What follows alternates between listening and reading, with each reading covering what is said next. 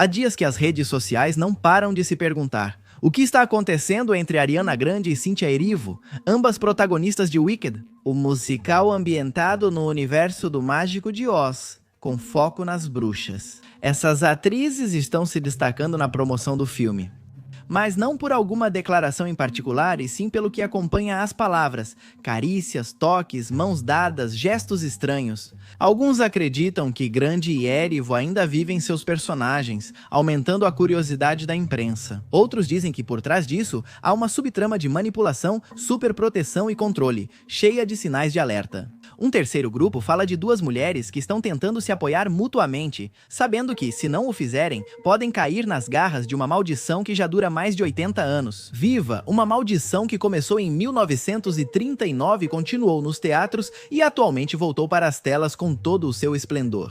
Mas não vamos nos adiantar para entender melhor por que os fóruns dedicados à cultura pop estão vendo nessas pistas a presença de uma força ancestral sombria? É necessário que façamos um percurso que vai nos levar até o lado sombrio de Wicked. Quero esclarecer que vamos tratar desse tema porque muitos pediram nos comentários.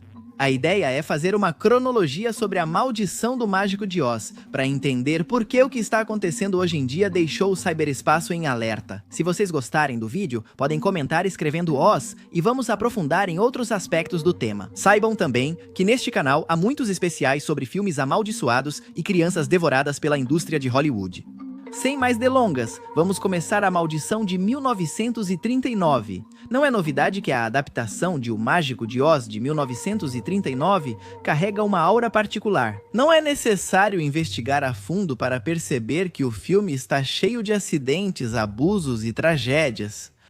Vamos fazer uma pequena revisão de alguns desses assuntos escabrosos.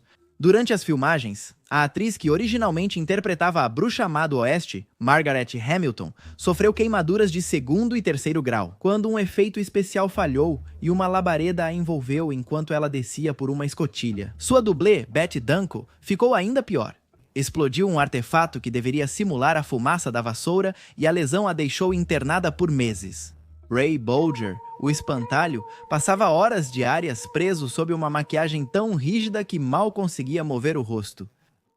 Buddy Ebsen, o primeiro homem de lata, acabou na terapia intensiva porque o pó metálico da maquiagem intoxicou seus pulmões. Por trás disso tudo estava Judy Garland. Ela não foi ferida por explosão ou tinta tóxica, mas sofreu algo talvez mais devastador. Os estúdios a mantinham com estimulantes para mantê-la acordada e sedativos para fazê-la dormir. Aos 17 anos, ela foi empurrada para uma rotina brutal, onde não faltou maus tratos físicos, toda uma série de abusos que acabaram moldando décadas de dependência e sofrimento emocional. Sua história se associou tanto ao fim que muitos acham que a tragédia a acompanhou desde Oz. O clima geral daquele set também alimentou a lenda. Alguns atores falaram depois sobre lesões constantes, produtos químicos, exaustão extrema. Tudo isso foi respaldado por uma produção que tentou minimizar essas histórias, que expunham a precarização, a imprudência e a falta de regulamentação com que tudo era conduzido. Circularam ao mesmo tempo rumores sobre comportamentos erráticos por parte do elenco e tensões internas. Judy Garland foi abusada pelos atores que interpretavam os Munchkins. Muito já se escreveu e falou sobre isso. Chegou-se a dizer até que em uma cena do filme era possível ver ao fundo um operador de câmera que havia tirado a própria vida. Com o tempo, esses fatos se uniram em uma narrativa que parecia ganhar vida. O acúmulo criou uma ideia que se tornaria persistente. Oz cobrava de todos que desejavam entrar em suas terras. O mito ganhou destaque por outro motivo. Estávamos falando de um filme que na tela prometia esperança e fantasia, mas que por trás das câmeras parecia se conjurar como uma armadilha cruel, um conto infantil que na verdade tinha um lado sombrio e hostil. A história logo se tornou uma das mais repetidas. E talvez tenha sido a própria sugestão que acabou fazendo com que a suposta maldição nunca parasse de estender seus tentáculos. O nascimento de Wicked. Quando o musical Wicked chegou pela primeira vez a Broadway em 2003, muitos anteciparam que as coisas poderiam dar errado e não estavam errados. A origem do projeto não tem nada de sobrenatural. Nasceu do livro de Gregory Maguire, publicado em 1995, trata-se de um romance que reescrevia O Mágico de Oz a partir da perspectiva da bruxa do oeste, Maguire. Ele não estava pensando em maldições, mas sim em política, ética e na relatividade do bem e do mal. Neste livro, que transformou para sempre a visão do público sobre Elphaba, a bruxa lamentada, havia uma semente latente, a ideia de que essa mulher verde carregava consigo um destino trágico. Quando o produtor Mark Platt decidiu levar a história para o teatro, a máquina da Broadway entrou em ação com uma ambição descomunal. Wicked foi basicamente concebido como um musical que deveria desafiar os limites do que se podia fazer em um palco. Foram meses e meses de logística para que nada desse errado. No entanto, desde os primeiros ensaios, enquanto Idina Menzel se preparava para se tornar Elphaba e Christine Kennewick moldava a luminosa Glinda, começaram a circular comentários bastante sugestivos. Coisas que se quebravam, uma energia estranha no lugar, sombras nos bastidores. E então veio o que faltava, as primeiras lesões. Talvez tenham sido lesões pequenas e até inevitáveis em um musical que exigia muito fisicamente, mas será que foram lesões suficientes para despertar lembranças?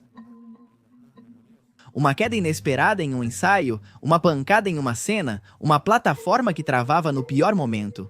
Tudo o que parecia justificável do ponto de vista técnico começou a ser visto como uma confirmação. Em fóruns dedicados a coletar histórias estranhas, as manchetes daquela época não paravam de repetir que tudo estava acontecendo de novo. O que para os céticos eram puras coincidências, para os crentes foi uma revelação. Wicked estava de certo modo intrigado, caminhando sobre os rastros de uma história que havia começado décadas atrás. As atrizes que vieram depois continuaram acrescentando elos à corrente de desgraças. Joanna Bean, que assumiu o papel após Menzel, também relatou quedas e machucados durante as coreografias. Stephanie J. Block, que havia participado do desenvolvimento inicial do musical antes de ser substituída por Menzel, sofreu dificuldades vocais devido à exigência do registro. Até Christine Kennewick, a sorridente Glinda, acabou sem uma costela, machucada por uma queda durante uma cena em que precisava se equilibrar em uma grande bolha mecânica. É preciso insistir que o nível de exigência da peça e sua complexidade técnica criavam um ambiente onde o inesperado era quase cotidiano. Ainda assim, um padrão inquietante surgia ao anunciarem que Wicked sairia da Broadway para grandes sets de filmagem. Os defensores mais fervorosos da ideia de que Oz carregava uma maldição se prepararam para encontrar novas evidências de que estavam certos. Eles tiveram que esperar, é verdade, mas finalmente encontraram do que falar. E é assim que nossa história volta ao começo, a escuridão retorna ao set. Tudo começou brilhantemente como é comum em Hollywood. John Michu dirigia, com Ariana Grande e Cynthia Erivo liderando um elenco que prometia revolucionar os musicais filmados. E os estúdios ingleses preparavam cenários colossais, capazes de recriar desde a Universidade de X até os grandes salões da cidade Esmeralda. Uma máquina perfeita, sustentada por centenas de profissionais que tratavam a obra como um acontecimento cultural. Cada foto vazada do set parecia vista através da mesma lente. Será que a história vai se repetir? Será que o Wicked está entrando no mesmo terreno pantanoso que o Mágico de Oz já pisou? O projeto significou gravar 2 filmes ao mesmo tempo, em cenários que permitissem reduzir o impacto de imagens geradas por computador. Mais uma vez, a ambição do projeto resultou em tensões, disputas de ego, protestos e acidentes.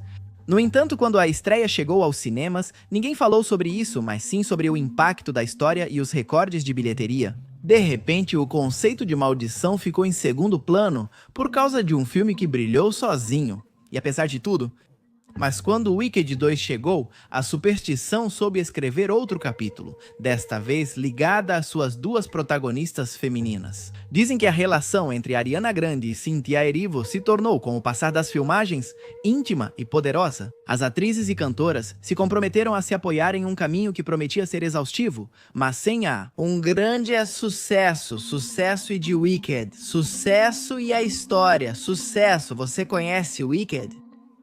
E Eluir os judeus perseguiam.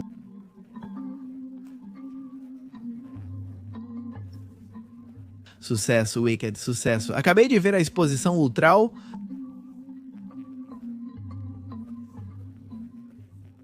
Tinha percebido isso de outras formas.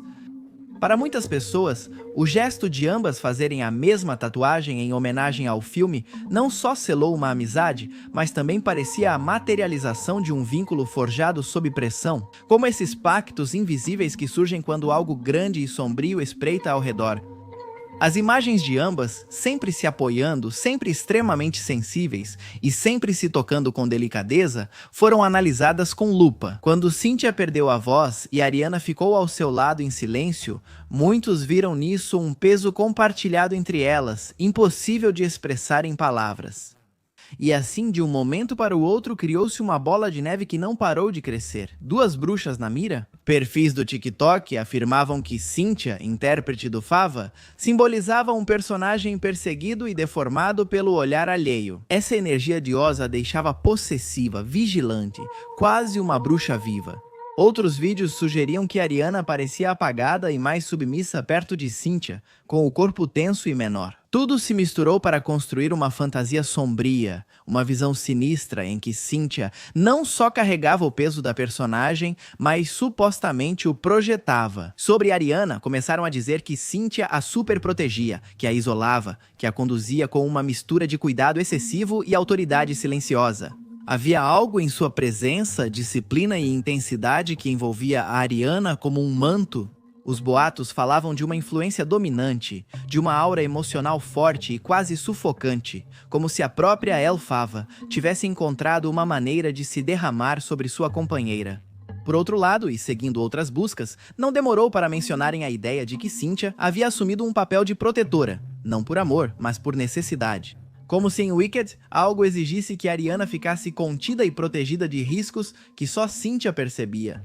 Isso faz algum sentido? Será que as atrizes estão agindo como suas personagens só porque sabem que isso pode gerar vídeos virais para promover o filme? Ou existe algo mais profundo nessa questão? Talvez estejamos diante de problemas de saúde mental que deveriam ser levados mais a sério.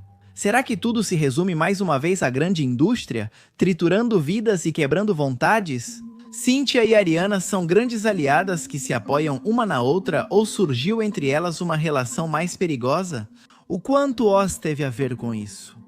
Talvez a questão não seja se Wicked está amaldiçoado, mas por que queremos acreditar nisso? Por que um conto infantil com bruxas, magia, heroísmo e destinos cruzados ainda causa medo em sua própria estrutura? O que vocês acham?